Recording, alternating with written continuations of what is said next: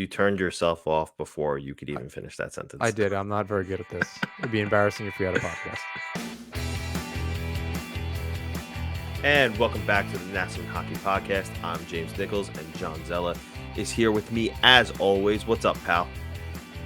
It is still cold here. I'm upset about it. It's cold here winter. too. It's like snowing. It's supposed to snow tonight. Again. It flurried here. I've been away in like general from Long Island for so long at this point. I just don't remember what the weather changes are like. Like, what's it like going into spring, and when does it even happen? Like, I don't even know. Why, for you, is it just like one day it's winter and the next day it's summer? It snows like there are stretches with warmer weather in between random snowstorms, like until Mother's Day. Which Wow. is right, because Long Island's like April, you're pretty much in the clear. I don't remember growing up seeing a snow, like a significant, like sticks to the ground in April. Here, it's very possible. Like on Mother's Day, it will stick to the ground here. In a week after that, it's totally fine. I think the latest I've seen a snowstorm like that is like my birthday, in March 1st.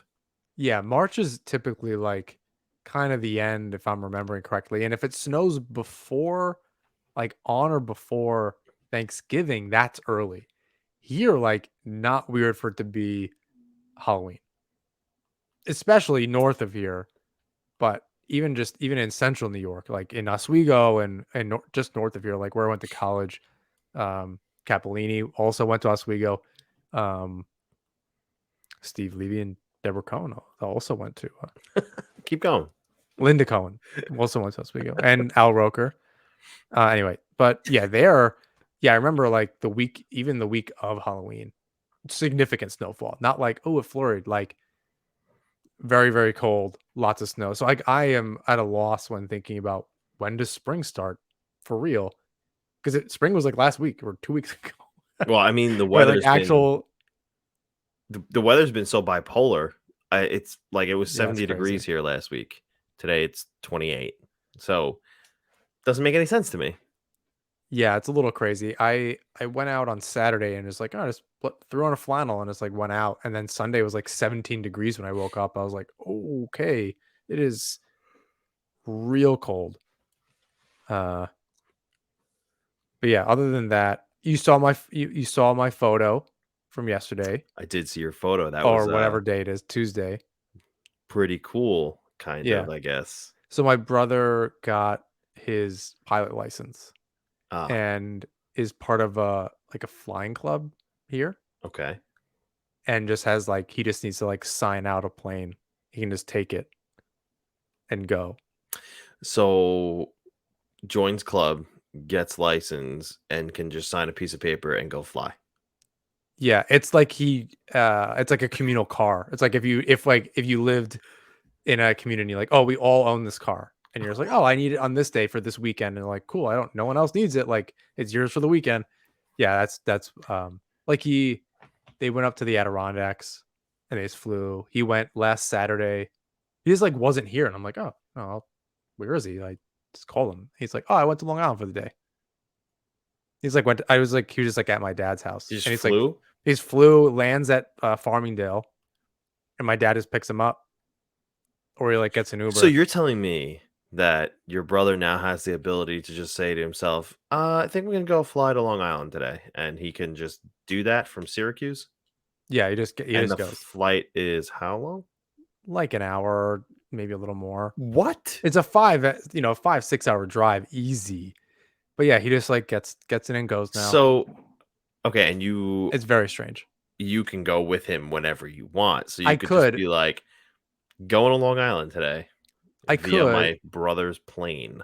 He's offered before. I was working. I was bartending last week, so I couldn't go. But yesterday was the first time I went in the plane.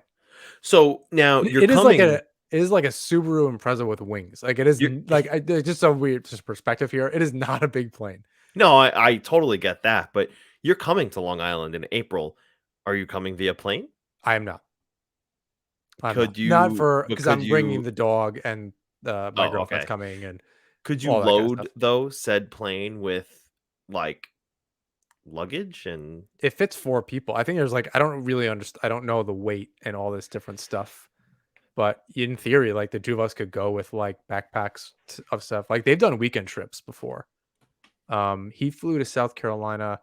He did instrument training. This is far from a hockey podcast so far.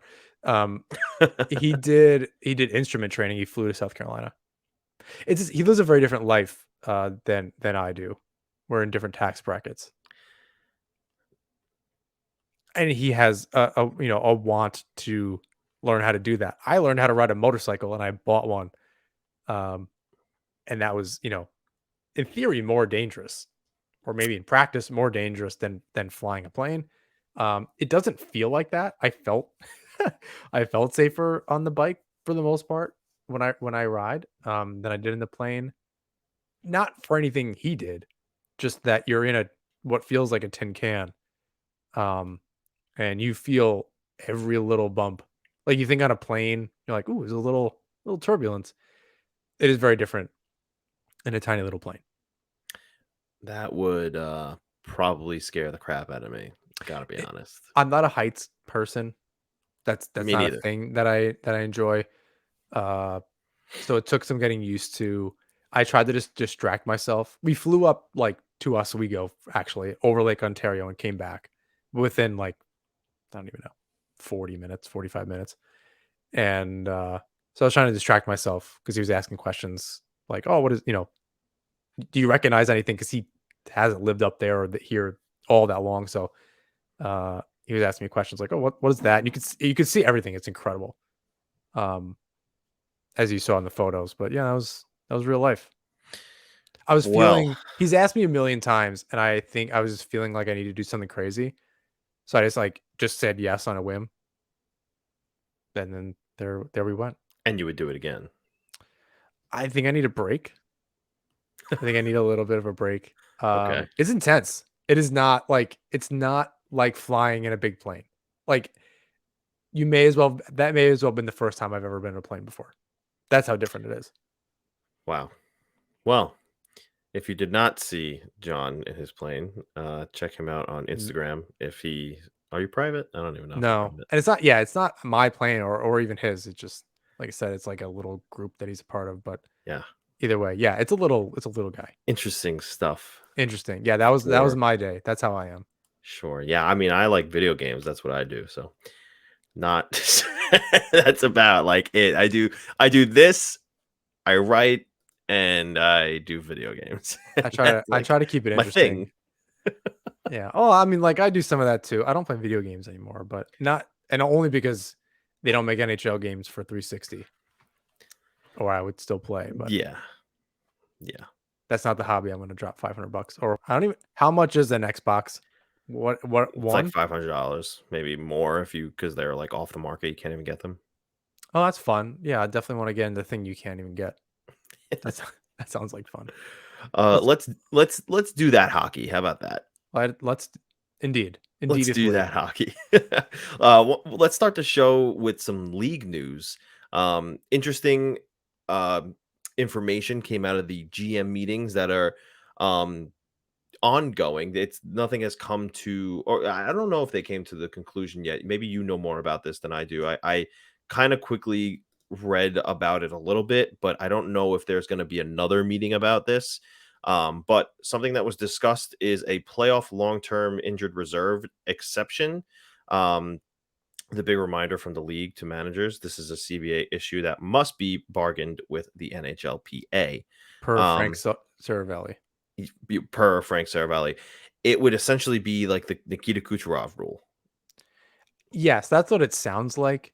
I've heard bits and pieces. I've not had a whole lot of time to listen to other shows or read up on this more specifically. I did see that early Tuesday, but Daily Faceoff has a bunch of stuff if you want to read up on it. I do think it's interesting, especially for teams that are playing with that cap a little bit, and it is a little convenient. I don't really know how I feel about it. Like the Islanders haven't needed to do it, so of course we can sit on our high horse and be like, "That's bullshit." I don't like the Kucherov thing, especially because we lost to Right. them. Like it's so easy for Islander fans and for Right. us to sit there and think that that's not a thing that they should do. But reverse situation, we lose Barzell, and then he comes back in the postseason. We didn't break any rules. Yeah, I think the issue is that it's they're not doing anything wrong. Right. They're circumventing it, but they wrote it in like that, and it gives an advantage to teams that have the ability. I don't really understand LTIR as far as who pays that. I'm under the impression it's insurance. If it's the teams, there's definitely an advantage to those teams that can afford to do it. Where if a guy does go out or isn't 100% and you can keep him out and it makes sense to do it, like Vegas has guys in and out. They got Eichel. They're not really in a good position, No. So is Eichel in and Stone out? Was that a good move? I think even Stone's thing was they elected. There was somebody, maybe it was Vegas, maybe it was somebody else, but they elected to have the surgery and not wait. Where typically they will. That was Gabriel Landeskog. Landeskog. Yeah. So I mean, that's maybe a little bit different situation, but it's very weird for like in season, unless they're just going to be totally shut down, to be like, "Yep, going to have this surgery," and in the middle of the season and hope to be back by the playoffs. It's just not always the case. Yeah. Unless there's a short-term diagnosis rather. So like Palak or Pulak or whoever was out last year, and they were hoping that they would come back. Like, I don't think the Islanders were over the cap, but yeah, it's complicated. Yeah. So essentially, the ruling as of right now is that it's not going to happen, at least for this postseason.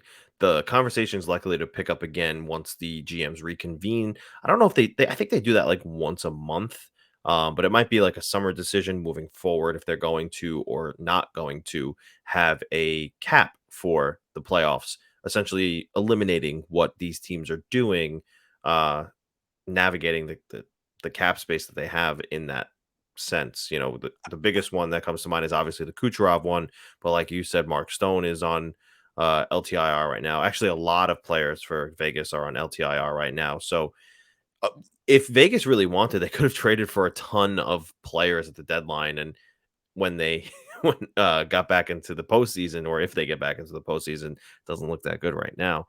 I've Um, seen different things where it was like what could be is that the game time roster needs to be cap compliant in the playoffs, right. not the whole thing. I'm down with that. That makes a Yeah, whole lot of that's a sense. good I think idea. you're I mean, I think I'm okay with that only because um I guess it'd be hard kind of not to, but like, ah man, this league is so annoying because it's like they put restrictions on themselves. No one says there needs to be a salary cap. And the players in the 0405 lockout really screwed the players of today. The Jeremy Roenick's and all those people really screwed younger players, especially today. But they're the ones who put like $82.5 million that the cap's going up to is kind of like because GMs can't control themselves. So and then they're gonna put an additional cap on like why would we just not like if teams want to spend money, if Arizona wants to be bad and Buffalo wants to be bad and Vegas is like, nope, we'll pay. I don't know what to tell you. I don't think it should be like the Yankees where it's like every big player they can just spend as much money as they want, but like I don't know, they've seemed to figure it out in baseball to some degree. There are teams that are never going to spend that much money. They don't have it. I don't know. Yeah. It's very confusing and I don't it's like they can't control themselves. So they put this cap and then they complain that there's a cap and then other teams that there aren't a cap. Um I don't know. It's very silly. And that's almost like the idea of having a soft cap.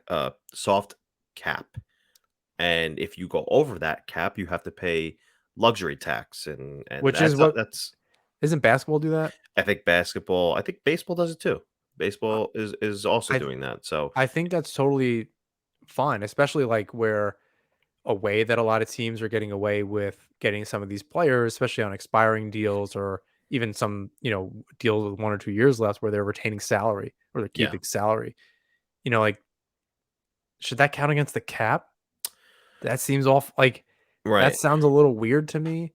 Um for the playoffs, does that mean like if it's your game time roster versus those that's a black ace, those skating with it like I don't they're complicating a thing that they've already made complicated. And it Yeah, seems really weird to just add another layer on top of it for GMs to like, especially in the playoffs. Like, why would I not want to see the best players play?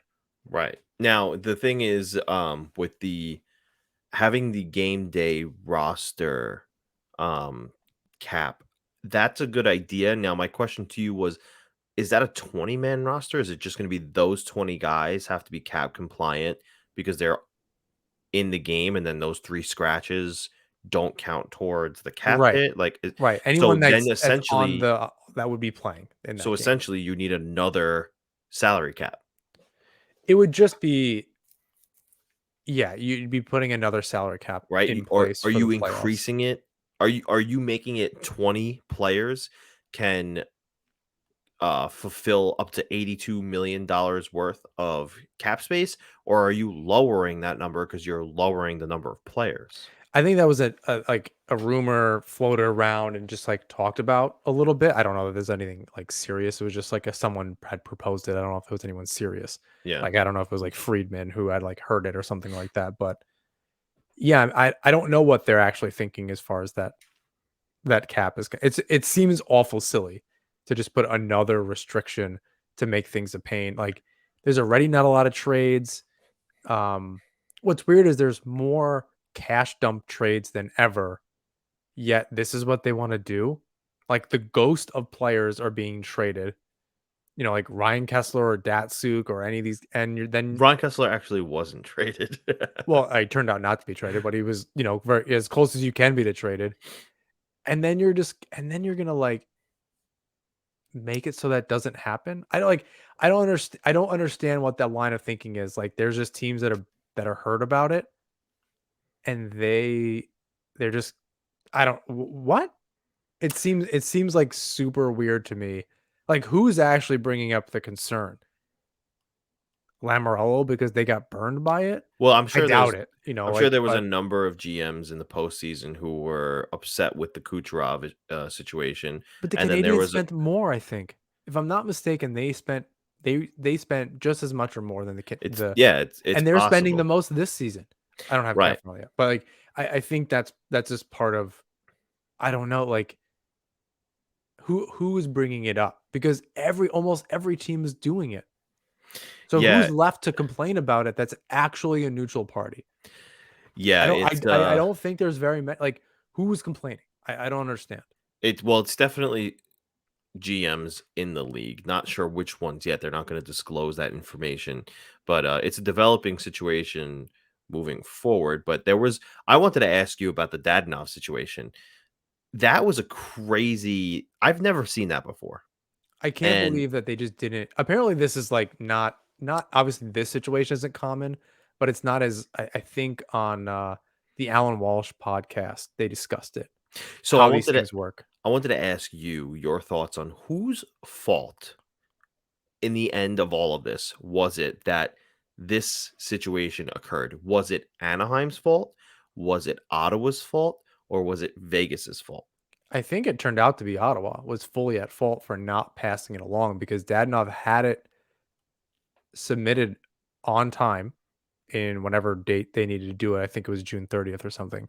So that was submitted to Ottawa, and it was their job to make sure that it was passed along to Vegas. Okay. And you imagine that when you're having that conversation, Vegas is trying to acquire Dadonov. Yeah. That oh, does he have any restrictions? Like if we want to move him on the other So side, like there's no way that didn't happen. Like I have a really hard time well, believing that so didn't the happen. devil's advocate to this is, did Vegas ask the question? Does Dadonov have no trade protection? Does he have some sort of clause that we need to know about? And if I'm not mistaken, I'm pretty sure nobody on the Vegas end asked that question. And maybe it's not their fault because maybe Ottawa didn't give them that information in the initial trade. However, you should still be asking if you're Vegas, no? I don't know what yes, they should definitely be asking, but like I think it's also incumbent on the team, like a transparency thing. Like, are you trying Right. to pull like are they trying to pull one over on each other? It's also on the NHL, the NHL registry. Um, to like, okay, we need to back up a second.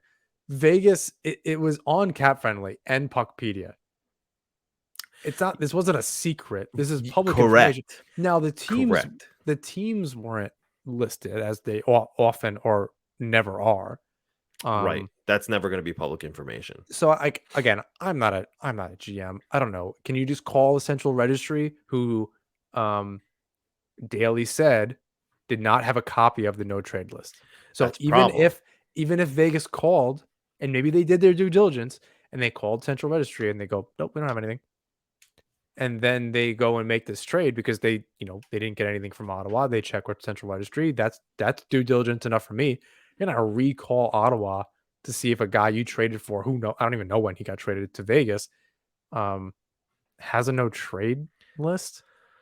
That you go to the registry for that.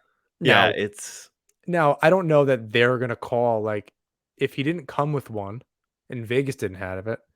I don't know why you call the registry anyway. so now ultimately it sounds like it's the league's fault because the central registry should have had the information on hand ready to go Well, and they approved the trade. the league would never admit to doing anything wrong No. because it's a joke. But yeah, it might not be as cut and dry as it's Ottawa's fault, Or you're right. but it's certainly not Vegas's fault. Like they need to do something. Like there Right. needed to be something there. Now it's a matter of when they didn't do their due diligence up front at the time of the trade. At the time of acquiring Dadonov. Now, wanting to trade him away, which nothing is funnier to me than him scoring, I think, the game-winning goal. That's what I wanted to Like a talk to you about later next. that week, like, god damn it, that's just poetry. Well, so now here's what happens, right? He comes back finally after the trade is finalized that it won't go through. And not only does he get a standing ovation when they announce him as one of the starters of the game from the crowd, they were overjoyed to have him stay. And I guess they read the room, they knew what he had been through, and that's a shitty situation to put somebody through. Um, Oh, yeah. but the crowd, with the roar from them in support of him was phenomenal, and then he scores not just the game-winning goal of that game, but he's on like a goal streak right now, 3 or 4 games, and he's leading the Golden Knights to some pretty important victories right now because they're teetering on making the playoffs or not. So, Yeah, it's been it's kind of quite the incredible. story over there with I don't with know. I mean, on top of the whole thing, I think in general and with Vegas and, Yeah, I Eichel mean, and everything, the it's rep kind of incredible. He's not the guy that's, like, saving their season, yeah. that it's this other So guy. the reputation of Vegas and their player management is not great, like at No. all. And this is something that, I have been openly spoken about. I have openly spoken about on Twitter with the way the Islanders manage their players and how important that is because We listen, both said that last yeah. time. I And think it's I 100% agree. I understand, the overcommitment to some players that some have concern with, like, you can't just keep a guy like Josh Bailey around because he's a lifelong Islander. If he's no good for the team anymore, you have to move on from him. I understand those things, but I also do understand Lou Lamoriello holding on to a Chara and a Green at the trade deadline because they both went to him and said, "Listen, I know teams are calling and inquiring about us. I know they're interested, but listen, is the 7th round, 6th round pick really going to be worth it for you? Or can I just finish out the year here with my family?" Now, what happens with that, right? Lamorello, of course, says, "Yes, of course you can stay here. We know where we're at. We understand you want to stay. I signed you with the knowledge or the thought that we were going to The go." handshake agreement. Yeah, I signed you knowing or thinking that we were going to go to the playoffs and thinking you were going to be here for the year anyway. Turns out it's not going to be that way. However, yes, stay here, finish out the year here so you can figure that out with you and your family. Do you really think that that is not a free agent does not look at that and say to themselves, "Yeah, I wanna go there because I know that I have some sort of security for my family if I sign on Long Island." I think this is the thing that's really hard for fans. That is a chess move, a long-term chess move by Lamoriello that Even Jeff they Marek don't said it. right, right, but just it's a long-term chess move by Lamoriello Yes. that is hard to understand right now. If you're frustrated by this team, of course you want everyone that you personally think sucks gone, Yeah. whether other people agree with you or not. Of course you do. I don't I don't know that anyone could blame you for that, frankly. But when you're thinking about the long-term success of the team, you have to remove that for a second and say, does it and I think we mentioned this before the trade deadline.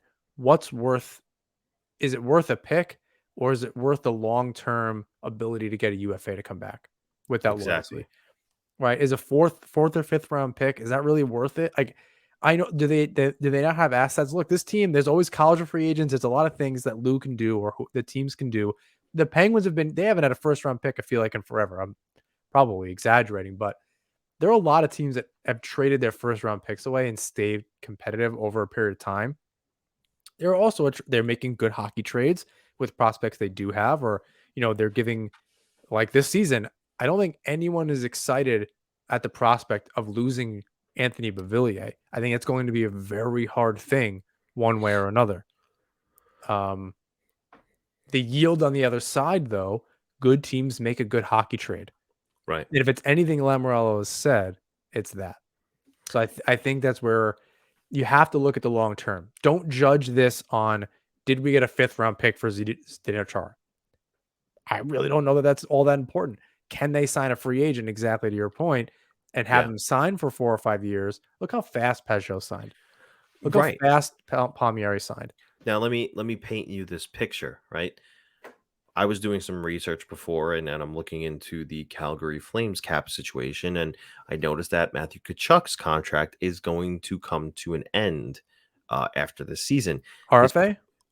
RFA, his qualifying offer is going to be $9.5 million. The Oof, Calgary Flames someone messed up are there, man. going to either have to make moves in order to retain Johnny Gaudreau, or he will walk via free agency. And it seems like the latter is more likely because Matthew Tkachuk is the future of the Calgary Flames, quietly having one of the best seasons of his career, and I think he's like top five in scoring. But also top five in scoring is Johnny Gaudreau. And you're going to tell me that a guy like Johnny Gaudreau, who wants long-term security via free agency, doesn't look at Lou Lamoriello's minor chess move that he made at the trade deadline and say he's loyal to his guys? I'd consider signing there. I mean, it's Listen, not about what you think about the loyalty, it's the players, and it's a right, very unique situation. right. These there's a humane side to this business, and that's part of it. And I think that Lamoriello is really good at navigating both sides. So that was again a move that he did in order to establish himself in the UFA market coming this summer, and two, again, just not it's not just that he is actually loyal to these guys because they're human beings, and that goes a long way. So And I think, I mean, Goudreau would be interesting, and I only say that because he's 28. And yes, he's having another great season. I think he's easily going to pass his career best of 99 points, which is great to see. But he's 28. And if you can't make, you have to remember you're making comments about guys that are 28, 29, 30. So not much older than Goudreau. And you're yeah, saying that you sign guys for too long. Now, Goudreau is a different type of talent and would likely put up close to these numbers next to Barzal. And that would be just stupid good if that worked out one way or another. Be careful what you wish for, though. I think not to say I'm not trying to wish anything bad on Goudreau and that he doesn't come to Long Island and play well if that's even an option. But he's 28. In 3 years, yeah, are you going to be complaining? If he's Brock Nelson, maybe. apparently the ageless Islanders wonder here, Well, it and is depends. only He getting better with age. Then sure, he but could be he could be like Marty St. Louis. St. Louis was it's entirely possible. He's the same size, same stature. It's possible that he ages gracefully. Listen, if let's say he signs a max contract, he'll be 35 at the end of that. And And that window stays if the contract's front loaded, if it yeah, however they can make that work. I think what's interesting here is it doesn't necessarily keep the window open longer. It just makes the short term a little more steady. You yeah. re-solidified you And I kind of think you if they get a guy like Goudreau in the offseason, you've erased this bad year. You have the opportunity you had going into the season again. yeah, It doesn't you only kept it open a little while longer, but everyone's gonna age. This whole team is I right. don't necessarily believe in I'm not totally on board with it yet because I think you can continue to push guys down the lineup, get guys like Johnny Gaudreau, draft really well. All you need is a couple guys. There's only so many spots on a roster, Right. right? Like you got to remember that. We don't need like 50 prospects. That's not a No. thing. It doesn't we don't need every single draft pick every single year again. A lot of teams avoid that and still manage to be pretty good and stay very competitive. And they have the goaltending locked up long term with Sorokin. Granted, he continues to sign that, which I don't foresee not happening. Um, you just have to be careful with the age thing up front.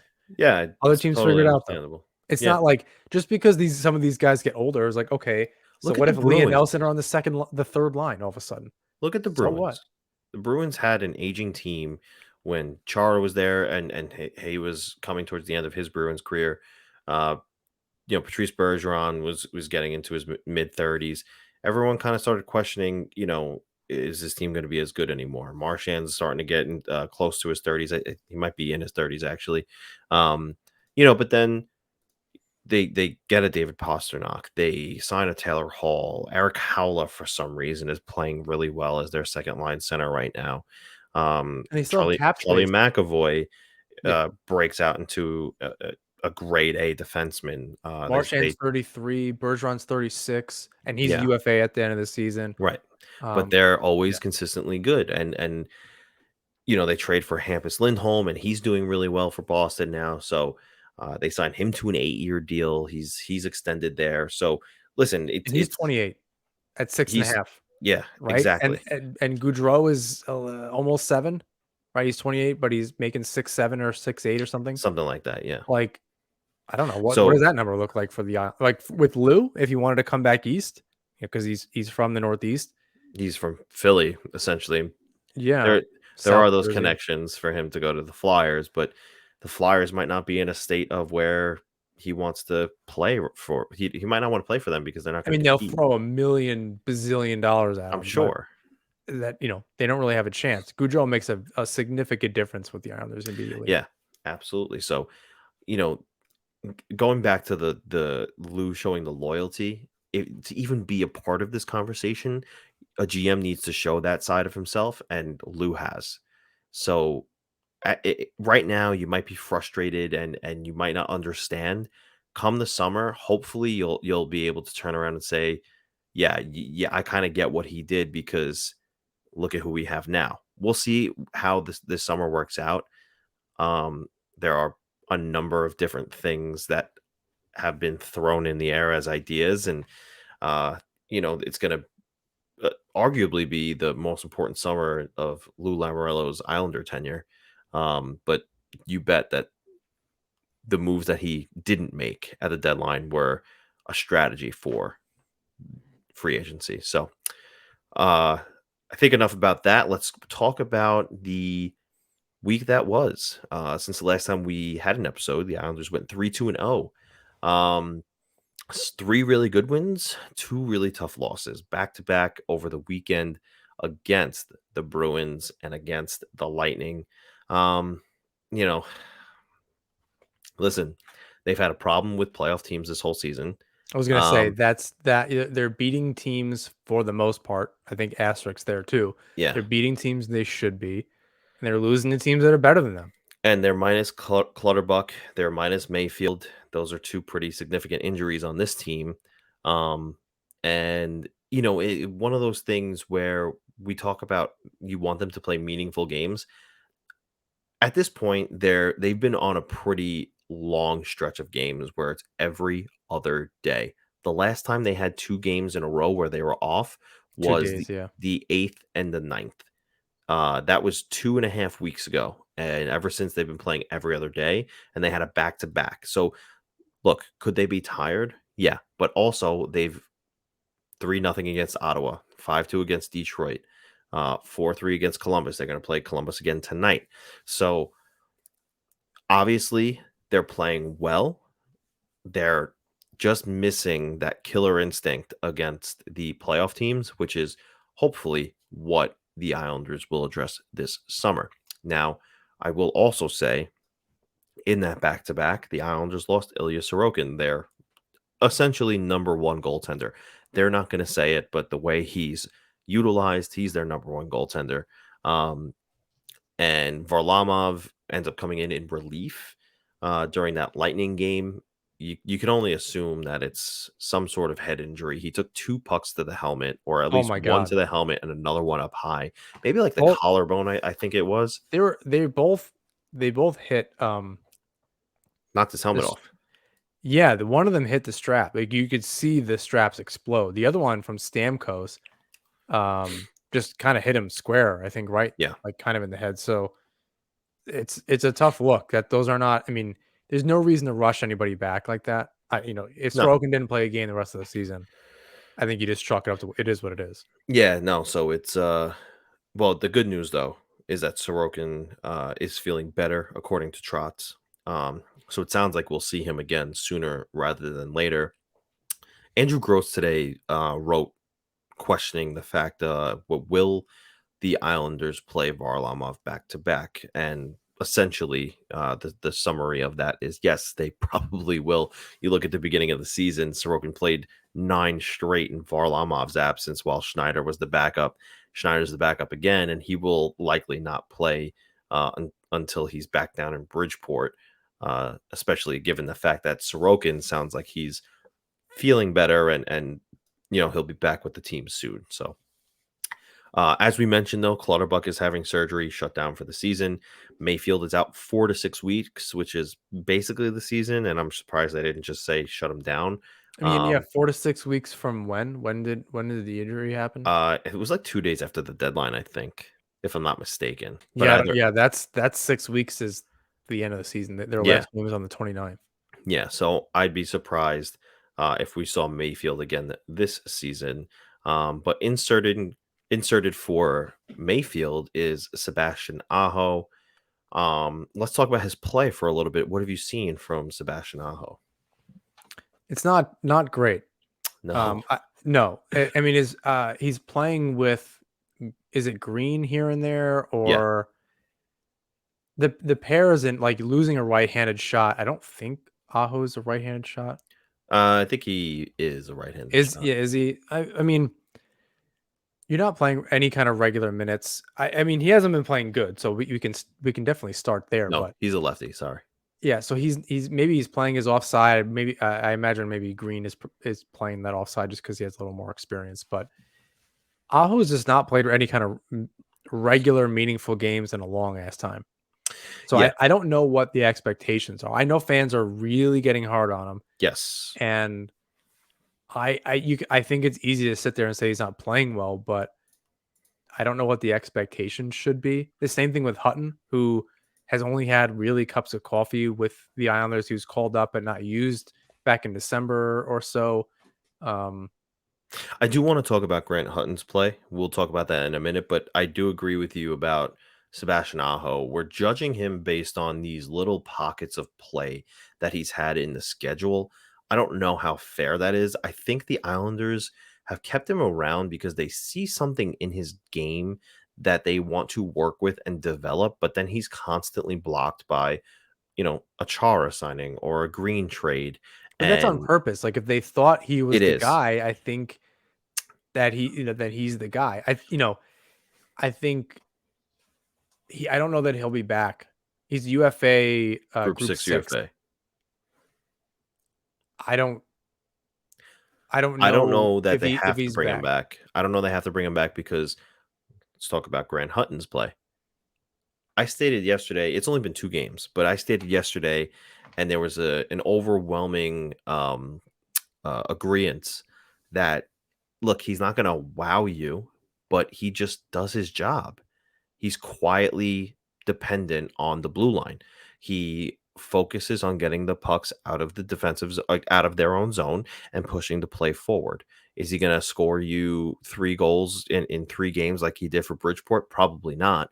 But is he going to help you in your own end much better than Sebastian Ajo did? I think so. Sebastian Ajo, in Trotz's terms, had a catastrophic turnover that caused, I think it was the loss to, was it against the Flyers last Sunday? I don't remember who the turnover was to, but it was quote unquote catastrophic in Trotz's words. So the thing about Hutton is I think he's obviously a different style. Sebastian Aho is an offensive defenseman. And he's got a little bit of speed to his game, where Hutton is a little closer to Mayfield in his He game. could. He's Um, and he's Mayfield's 3 years older. yeah, Mayfield's So 3 years older. and has 2 years left on his deal. Hutton is also a Group 6 UFA. Yeah, he's 26 turning 27. So, there were questions yesterday about is he a Mayfield replacement? I don't think that's where they're going to go with this. I think he is what he is, right? He's 26 turning 27. I don't think he's going to get better at this point. Maybe he will. But at best, I think he will be, meaning Grant Hutton, will be the seventh defenseman moving forward next season because I think he's proved that he can come in I in don't a know about pinch. that. I still think it's we'll talk about Salo, but I do think it's Salo Green Mayfield on that third pair. Yeah, no, I I do agree. not think that Andy Green and Salo are going to be the 6-7 depending on the night. You think And Green Hutton, returns as the seventh defenseman? yeah, I think he splits time with Salo on that third pair with Mayfield, Yeah, that's and possible too. somebody comes in and plays with Dobson on that second pair. That's where some kind of trade or signing needs to happen. Hutton is a year away from being able to sniff that, or never, because I ideally Salo works out and can play with Mayfield. Maybe he's a Mayfield replacement in 2 years, but he's got 2 years Well, or I don't think. he's got another season. So I would have this conversation at this time or later in 2023 when Mayfield's contract's running out and kind of see what's going on. Then he could be a Mayfield replacement on that third pair, depending on what's going on. If Salo's really that good and you sign somebody else, you really want to continue to upgrade from a Mayfield Hutton type of third pair defenseman. If you can get even better than that, you're not going to want to stay the same. So I wonder what that's going to look like after this season. I don't know that they're just going to replace a Mayfield with a Mayfield type. Uh-huh. If what you're teaming them up with is a Robin Salo, I don't know that that mixes well, you know, in perpetuity for the lack of It's a good actual question. timetables. Yeah, it's a good question. I'm not sitting here saying that he's going to be the next everyday six guy third pairing defenseman. I just think that he'll be fine as a seventh guy. The question here really is Andy Green going to return or is he going to retire? He is that of that age, so he does have that decision to make too. That is a factor. I think it's a matter Um, of the team. If they do come to an agreement, okay, you're going to come back. The team's going to say, "Here's how we plan on utilizing you." He right, has to agree to that. He has right, to be okay with being the, if I'm correct, and there's nothing saying that I am, but my guess is that he's not used every single night. Even though they've done correct. it with Chara, I'm not saying it's an age thing, but I think they give him a majority of the games over Salo for sure. But Salo gets a little bit of that Dobson treatment, and he's around the team. They get that second pairing defenseman to play with Dobson. Doesn't leave a lot of room. I don't think they're just going to run Salo Mayfield. Like I just don't think that that's a thing that they're going to be comfortable with out of nowhere. And they're certainly not just going to do it with Hutton if they feel like they can get an asset from Mayfield. I don't think they run Green Hutton out there as a regular third pair. That I'm convinced that that's not the case. Mayfield is their guy as far as that third pair is concerned. He's not like their guy, but he's played well enough for them over the years, and they know what they have in him. There's just no reason to kind of to trade him away. Yeah, I agree with that. So we'll see. We'll see what happens as far as the Andy Green front. Will he retire? Will he not? But I've been impressed with. It's just been 2 games, but I've been impressed with Grant Hutton's 2 games. Largely not impressed with Sebastian Ajo.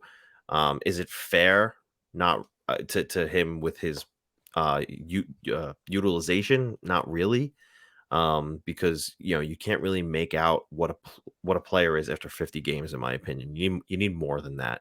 But it hasn't quite worked out for him here, and I don't know what the future looks like for him, but it's likely over for him with the Islanders after this season. Natsman Hockey is brought to you by DraftKings. The NHL season has been packed with dirty dangles, hat tricks, and big wins. As the action rolls on, DraftKings Sportsbook, an official sports betting partner of the NHL, has your shot to win big too. New customers can bet just $1 on any team and get $150 in free bets if they win. That's right, a bump in the win column for your team means free bets for you. If Sportsbook isn't available yet in your state, you still have a shot to light the lamp. Everyone can play for huge cash prizes with DraftKings Daily Fantasy Hockey Contests. DraftKings is giving all new customers a free shot at millions of dollars in total prizes with their first deposit. Download the DraftKings Sportsbook app now, use promo code THPN, bet just $1 on any NHL team and get $150 in free bets if they win. That's promo code THPN at DraftKings Sportsbook, an official sports betting partner of the NHL. 21 plus, restrictions apply. See show notes for details. Natsman Hockey is also brought to you by Manscaped. The champions of below-the-waist grooming, Manscaped, our proud sponsors, have done it again with the launch of the brand new Ultra Premium Collection. From trimming your hockey pucks to your everyday grooming and hygiene routine, Manscaped is here. After lighting the lamp, hit the showers with this all-in-one skin and hair kit routine that covers you from head to toe, literally. Manscaped is trusted below the waist, now trust them with the rest. Join the 4 million men worldwide who trust Manscaped by going to manscaped.com for 20% off and free shipping with the code NHP20. We all know the Manscaped Lawnmower 4.0 trimmer has the precision of McDavid to trim below the waist. Their advanced skin-safe technology reduces cuts to your most delicate areas. But now, you can enhance your perfect grooming routine and confidence with their Ultra Premium Collection. This package includes Manscaped's Premium Deodorant for your stinky armpits after hitting the ice. This deodorant dries clear, is aluminum-free, and cologne-infused with their signature scent. Hydrating Body Moisturizer. Long day at the rink? This will keep skin feeling clean, smooth, and smelling fresh. Body Wash to lather you up with their infused aloe vera and sea salt shower gel. 2-in-1 shampoo and conditioner to clean your lettuce with an easy one step. Plus, a free gift, a 3-pack set of lip balm to keep your trash talk firing on all cylinders. The boys will be buzzing after cleaning up with this superstar lineup from Manscaped. So get 20% off and free shipping with the code NHP20 at manscaped.com. That's 20% off and free shipping with the code NHP20 at manscaped.com. Don't be a goon. Upgrade your hygiene routine with the Ultra Premium Collection from Manscaped to fight your bush and odor this season. Why, though? Why was Hutton the recall and not Robin Salo? Our good friend, Joe Pantorno, asked Barry Trotz why we're not seeing Salo up with the Islanders yet, and Trotz's response was, I know Salo is playing well.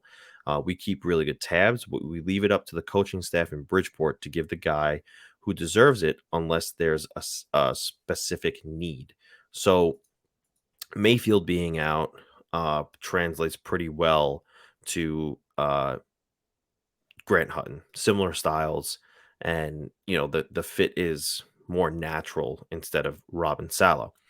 The other thing is, a couple weeks ago, they stated that Robin Salo actually wasn't playing that well. I guess he's turned it around a little bit since.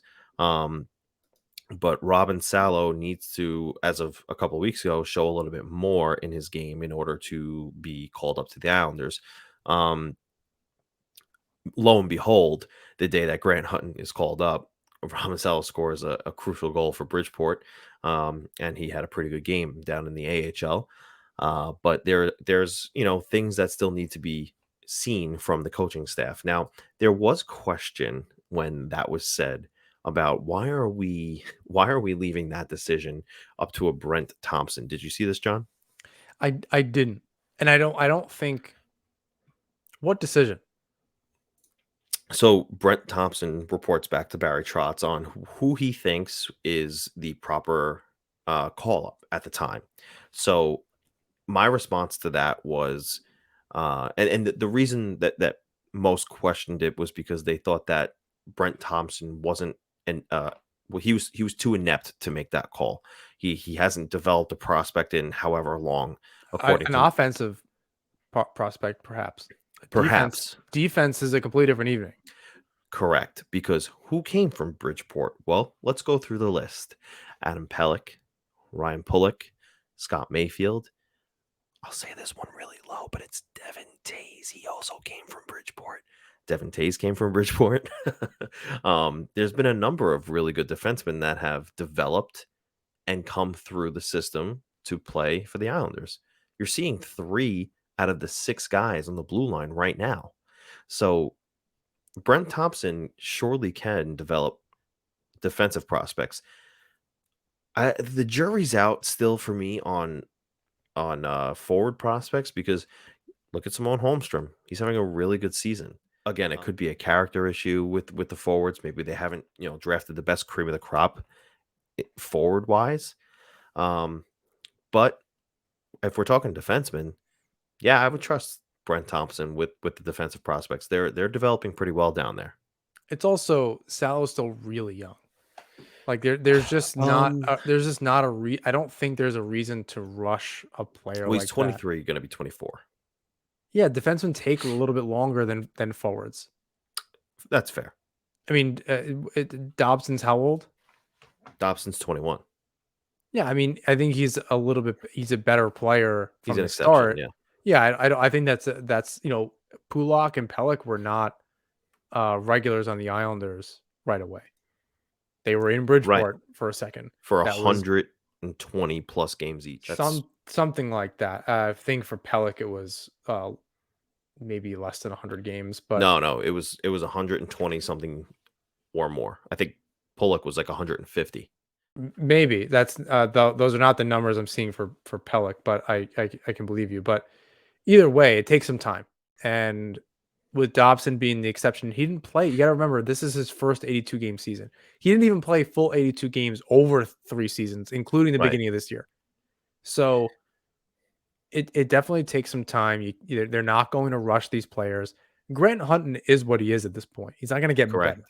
Right. And if you're talking about this late in the season, get Salo the meaningful minutes in Bridgeport. Let him grow. This is his first season in Bridgeport. Yes. He's never get used to the North American game. You're not rushing this guy. Doesn't make any sense to do that. If he Right. can step in next year and really make a name for himself in camp with a team, they can Yeah. figure out that second pair with or without Andy Green or whatever the case is. Deal with it then. This is I, not the time to rush him. This on a with not me. He's going to be excited, but it's not a good vibe on this team right now. It's not worth it. Bridgeport's also, let's remember, pushing for a playoff spot. right. And I There's think no reason to. There's no reason to. The Islanders are out of it. There's no reason to take a young kid away from Bridgeport when he's playing meaningful games. He's playing meaningful minutes. right. You keep him there. There's no That's what I reason to was bring going to him up. say. I think there's a value in keeping him in Bridgeport to play those meaningful games and then get to a postseason environment. What's the point of bringing him up to the Islanders right now for him to just play games that are not meaningful? Essentially, because they're so far out of it. It's not likely that they can climb out of this hole. So if he's down in Bridgeport playing meaningful games to get into the postseason and then playing meaningful games in the postseason, listen, playoffs are playoffs, and you're going to bring the intensity. No matter if you're in the AHL or in the NHL, it doesn't matter. You want to win. That's the objective. So I think there's definitely value for Robin Salo staying with Bridgeport right now, not only to hone his North American game, but to again be in that atmosphere. So definitely good for his future. It's good to see that he's turned it around since those comments a couple weeks ago. But and again, I have no problem with Grant Hutton filling in for Scott Mayfield. In It's this the situation, with the way that the Islanders season is going, fine. yeah, and I think it's the right fit right now. So good for Grant Hutton, and keep on developing down in Bridgeport for Robin Salo. All right, we can't go any further without talking about the hottest goal scorer in the NHL right now. And the hottest Islanders goal scorer seemingly since Siggy Palffy in March. If he scores tomorrow, he'll have the most goals in the month of March ever as an Islander with 14. If he scores, I would, if there's a prop bet, hit that prop bet. It's almost like a guarantee at this And you point. use that THPM promo code on DraftKings for that prop bet. Yeah, absolutely. He's got 13 goals in the month of March. He's scoring at will, it appears. I think he's outscoring Austin Matthews at this point, who's the Who's leading. having an incredible season, and Yeah, hard to take anything away from that, but no, yeesh. he's the leading goal scorer in the NHL right now, but in the month of March, Brock Nelson I think is leading that pack unless I missed a multi-goal game from Austin Matthews the other night. I don't think I did. But I mean, even to just be in the conversation with Austin Matthews as one of the better goal scorers right now, it's incredible to see what Brock Nelson's doing. He finally crossed the 30 goal plateau. He's sitting at 32. 30 years old, 30 goals. Yeah, and he's making his case to hit 40. He's at a 73 game clip, which is what he'll end the season with, barring any injuries. What did Nick He, Alberga tweet to you? I'll have to go find it, but he said that we have to start talking about how good of a goal scorer Brock Nelson is because prorated over 82 games, Brock Nelson is firing at a 47 goal clip. He said, "Let's start talking about it, please." And And I I had love, yeah, you I responded. said to him, I said, I hear that's on par with some Matthews guys since February. And he goes, and only one of those guys has been to back-to-back conference finals. Wink. So it's our good friend Nick Alberga. Islander fans either love him or hate him. We love him over here. Um, but yeah, I mean, and at a 73 game clip, he's scoring at a 41, I think, goal pace right now. So Which is that's probably incredible. not something to expect, or like, moving forward next season, but like 30 goals over 82 games is great. Yeah, If he can, or again, he's a 25 goal guy, take to the bank every single year. right. He just has that ability. So yeah, apparently, getting reunited with Lee was really great. Yeah, so and Andrews Lee's not too far behind as far as the goal scoring this month. He's got 11. That's kind of crazy.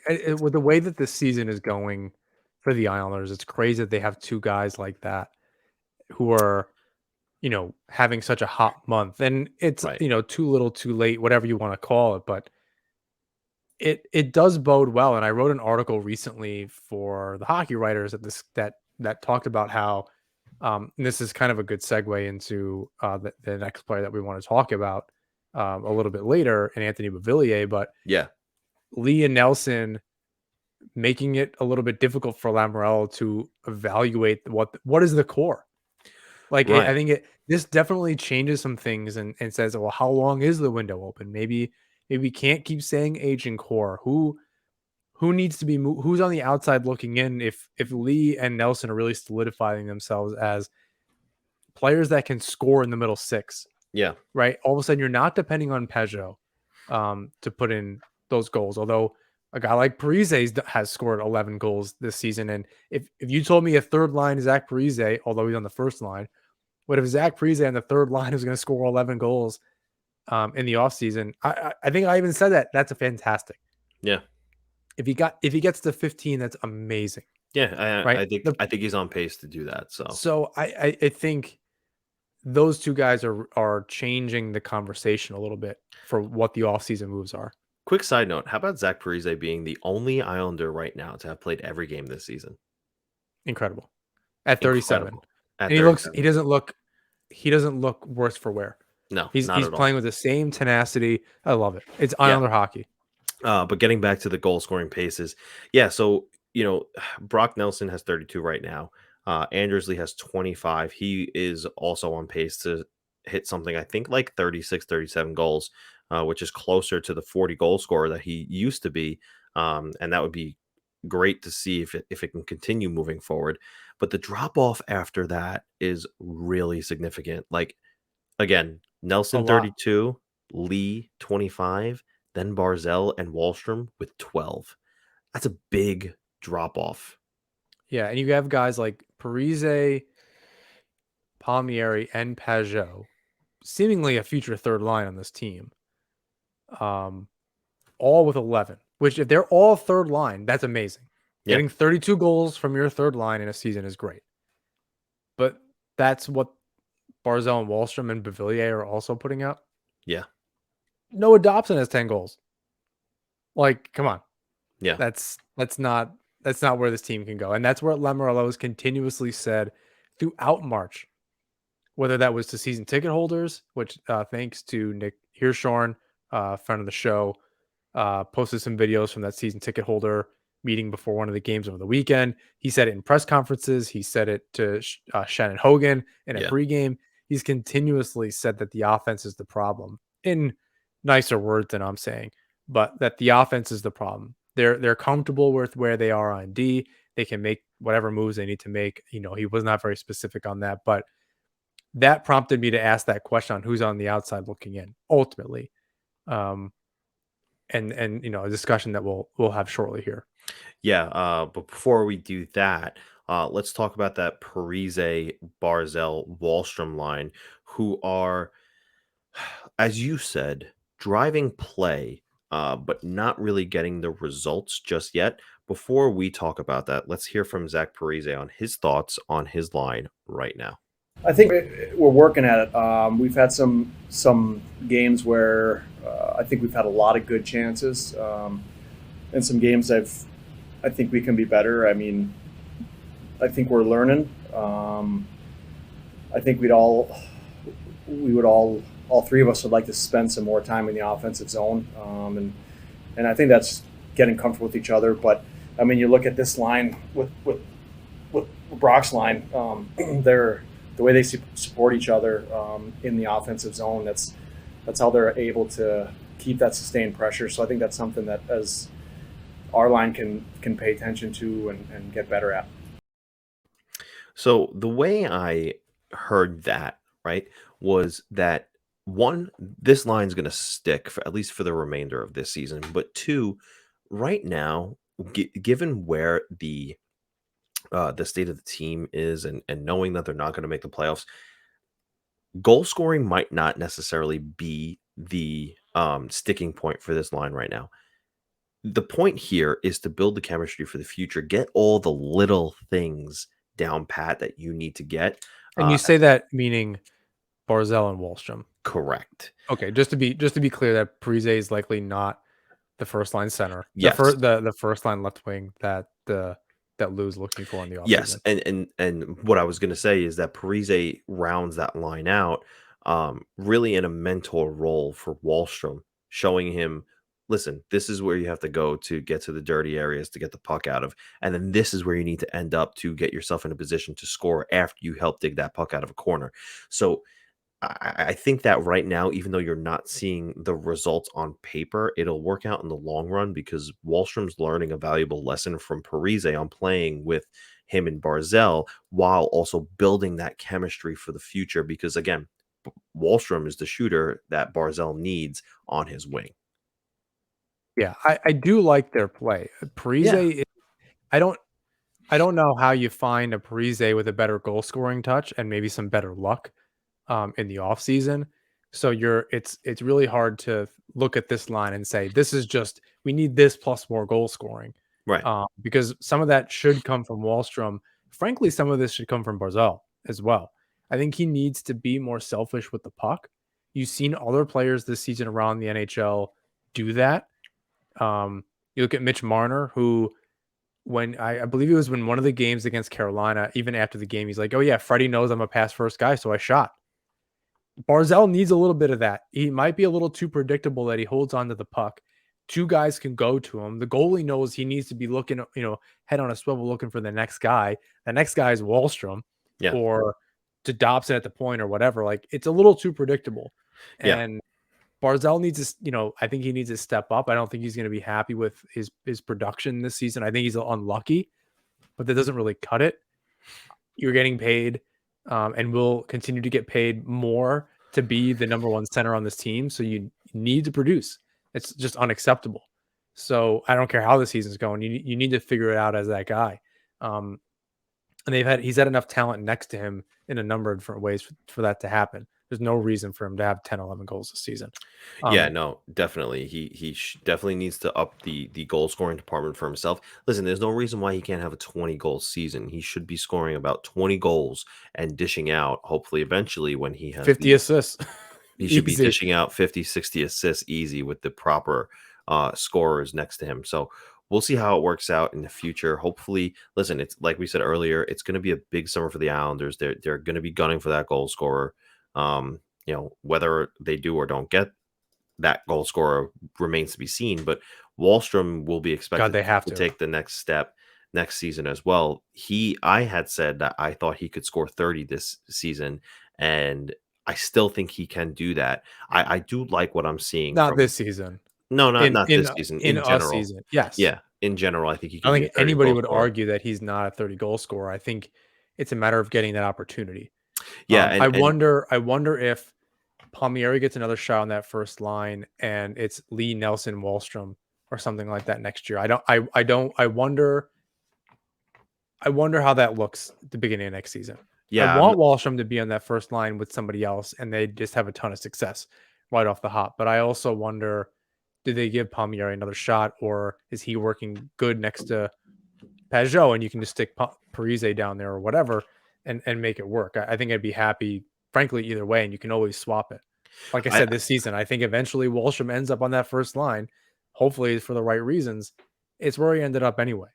I think it's possible, but I don't think that they'd be building the chemistry up like this at the end of this season, just for them to change it next season.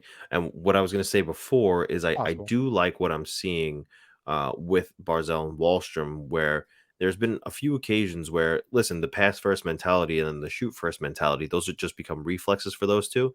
And there's been a couple of nice plays where Barzal just dumps the puck to Wahlstrom and it barely touches his stick and he's already releasing that puck for a shot. It's resulted in a goal once. It was a really nice goal. But then there's been a few other instances where it's also happened but didn't result in a goal, and it was either a nice save or an aggressive save. I think it was just the other day against Merzlikins where it did happen again. He just wound up shooting it right to the logo, but still it was a good play. It was something that you want to see where it's like almost instant. The puck is passed and shot immediately, no hesitation, and that's what you want to see from that duo. As long as he's getting in a little bit better position with that shot. Yeah. Some of those shots are coming, as we said last week, from way outside. Yeah, so you had mentioned he's like drifting to the outer skirts. He's drifting way too far. That means Parise is just in front of the net, and he moves. A lot of the Islanders forwards move. Anson Carter mentioned it the other night again. The traffic is not in front for the Islanders, like it used to be. They're not hard to play against. Right above the paint or in the paint, and they need to get more traffic. I've seen replays.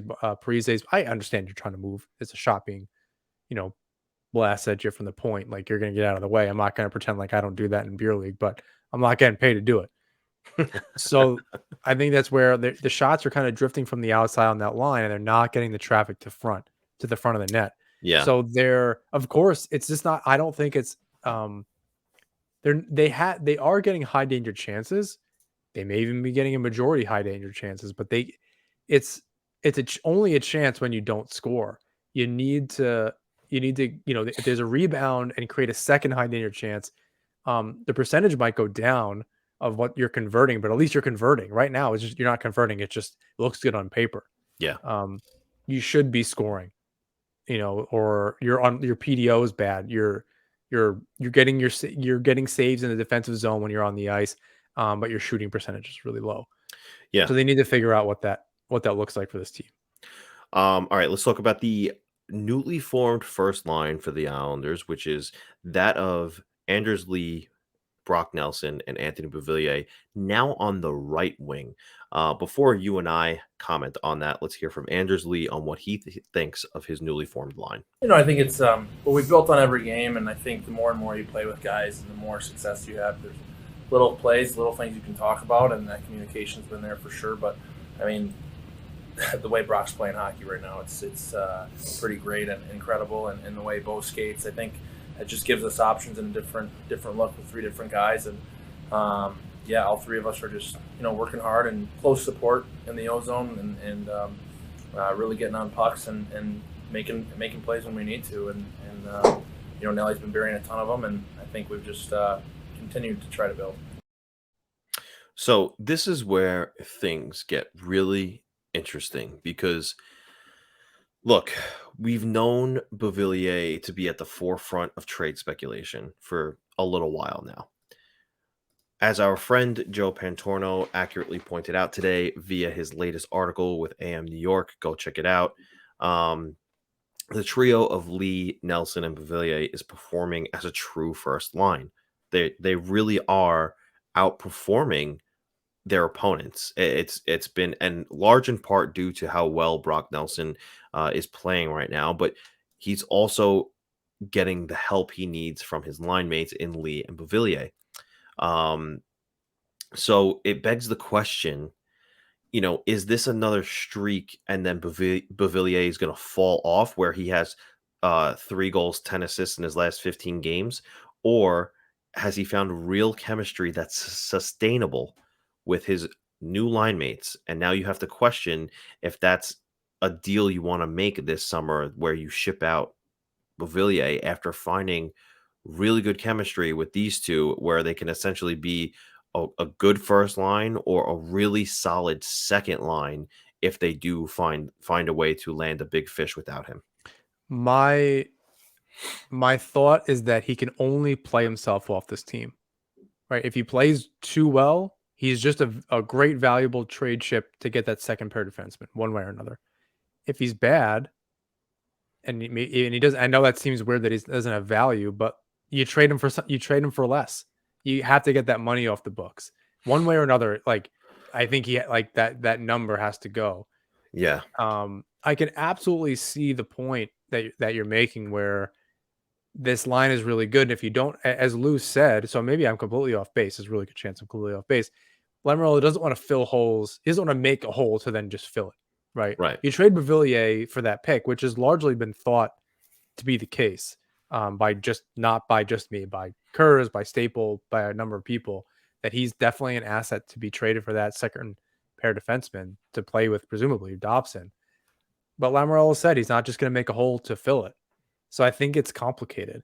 My thought again is that he's just playing himself into getting traded one way or another.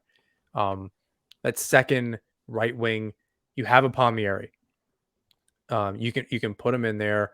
If it's Bellows, Parise, Pajot on that third line, maybe that's okay. And you can put Palmieri up on that line, and you have a righty on that, with 2 lefties, and that winds up working. X and Barzal and Wahlstrom also works for a first line. Your top 6 is pretty good. I think you try to roll with that. Getting a third line winger, if Bellows doesn't work out or you don't trust him, in a full-time role, is a different story. It's a much different hole to fill than trying to find a second line winger. You just don't need to do that necessarily on this team. I think Palmieri can fill that role. So I can see it both ways. Yeah. So I have a belief, but I can see it both ways. Sorry. That's okay. The way I see this line is, I said earlier in this year on earlier episodes of the podcast that, you sort of look at if they were to put together a Beauvillier, a Barzal, and a Lee, a Barzal, and a Wahlstrom. I said you have your shooter in Wahlstrom, your distributor in Barzal, and your net front presence in Anders Lee. They've essentially recreated that with this line where Anthony Beauvillier can be your distributor, Nelson's your sniper, and Anders Lee is your net front presence on this line. And it's worked out really well. Obviously Nelson's sniping from wherever. It doesn't even matter. He scored from the friggin' wall the other day. And Beauvillier has 10 assists, and he on one of I think it was either the power play or it was at 5-on-5. I can't remember at the strengths at the time, but there was a really nice pass where he found Nelson backdoor for the tap in. He has that ability to be a really good distributor. Not only that, he's got the similar not the same, but the similar speed and edginess to Barzal in his skating. He's really good forechecker. He's a really good back checker. So When he he's using his tenacity to his advantage, he's yeah, an excellent player. And like I said, this is not an easy thing to say that I want him gone. He's no, not good enough. It's he's a valuable chip. And if that's what needs to happen, there's going to be an uncomfortable moment, I right, think, in this offseason one way or another. Um, and I think he might just be the unfortunate side effect or byproduct of that. right. Look, if you want He's to, just inconsistent. How long have you been saying a Beauvillier breakout season? Pantorno wrote a thing in 2019. yeah, You can't, or Isles and Isles. So many people have everyone, continued to, yeah. We've all said Beauvillier breakout season. Here we go, yeah, and he just hasn't done it. He's shown the flashes. He's been important for the Islanders in the playoffs, but he needs to bring it all the time, and he hasn't even been consistent all in an entire playoff run. Now, you're supposed to have guys that step in, and everyone there's a different hero every round, and blah blah blah.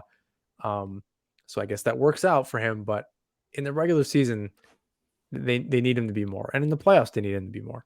yeah. So I mean, essentially, when you think about the hockey trades that Lamorello has stated, you have to give to get. And Beauvillier might be one of those gives that you have to fork over in order to get something else that you are seeking. Now, if it's a significant upgrade on the blue line, or if it's a significant scorer and you're essentially upgrading his spot, yeah, it's probably going to come with something else attached to it.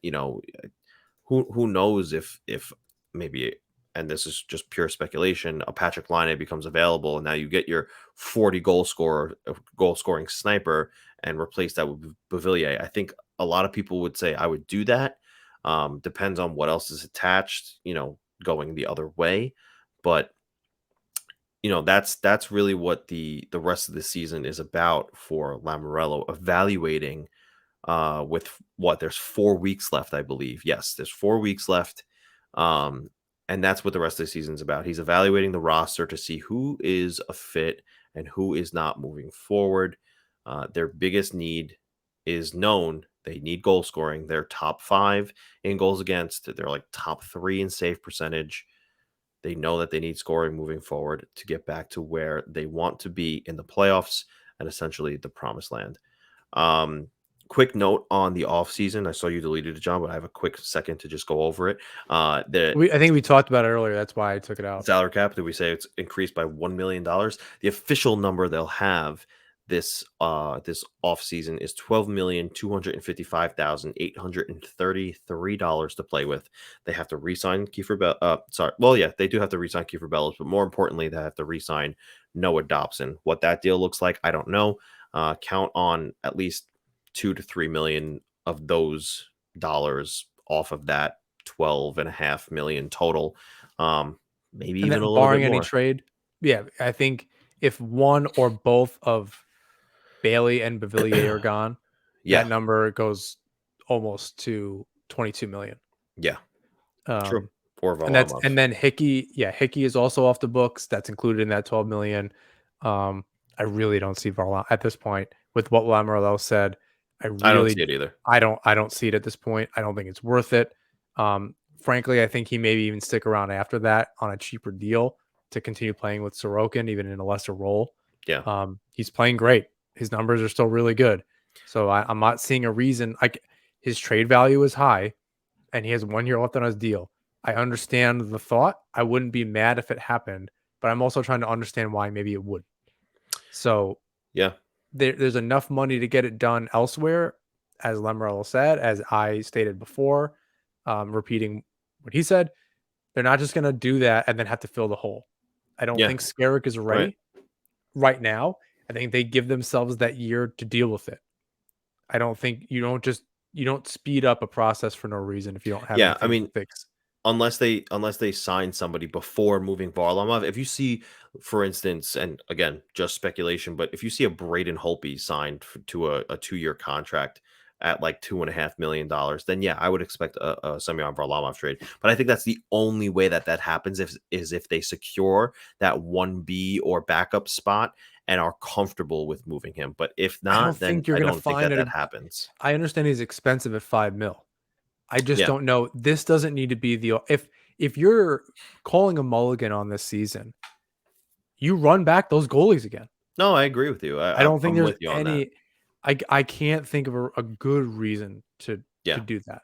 Right? If I'm you're gonna also run it back with a slightly better offensive group, great, go for it. Yeah, I'm I'm also here for it. curious to see what happens with Richard Panik's cap hit because he was just loaned to the Chicago Wolves. So another similar situation like where Thomas Hickey was loaned to the Ontario Reign, and The cap hit stays with the Islanders, is my understanding for now. It depends on what actually happens with them in the offseason. that's what I mean. I'm wondering if those guys are If Hickey's they gone, actually but get traded, yeah, Panik Hickey's up to has Panik has another year, if I'm not mistaken. maybe 2, So and I think it's just at least one. 1. Yeah, it's one. So he has another year at 1.375. We'll see what happens with that. But I think that wraps up this episode, John. This was a good episode. It just felt good. It felt good. Better than watching the Islanders. That was a tough weekend. Yeah. It's been a tough season. We were in the dog days a little while ago. So this next month, I can only imagine how the players are feeling. We're just watching the games, and when there's 5 minutes left and they're losing, turning it off maybe. Wouldn't be not me. I'm I not doing that. But imagine, listen, none of them are going to be happy that they're going to be out of it by April or the end of April, but I also imagine that some of them are looking forward to some rest, some much needed rest after 2 really long years of not just 3 seasons really that were really long with Sure. not a lot of break. Yeah, really long, not a lot of break, and like so much like all the stuff that happened with COVID and just the mental wear and tear it probably had on them. This is probably going to be a good summer for them to all recharge and come back. And listen, it's going to be an important summer, but I don't see any reason why this team doesn't come back recharged and chomping at the bit to get going. Yeah, I agree, and I'm excited for next season. I know, or at least the off season. Yeah, we just need some good news and just some positivity around the team. Frankly, Yeah. make the moves they need to make. Hopefully, Lamorello sticks to his word and they just can move forward. Yeah, absolutely. All right, just want to say thank you to DraftKings. Use that THPN promo code with DraftKings. I want to say thank you to Manscaped. Use that NHP20 promo code with Manscaped. Thank you to the Hockey Podcast Network, Isles Fix, and of course, all of you, our listeners. Please rate, review, and subscribe wherever you listen to or watch the show. You can follow us on Twitter, Instagram, and YouTube at Natsman Hockey. You can find my work at the Fourth Period and John's work at the Hockey Writers, and check out Isles Fix, an excellent curated Islanders newsletter. Some really great stuff coming out lately, or all the time. It's been really good to catch up on my news with that cup of coffee every morning. And until next time, everybody, let's go.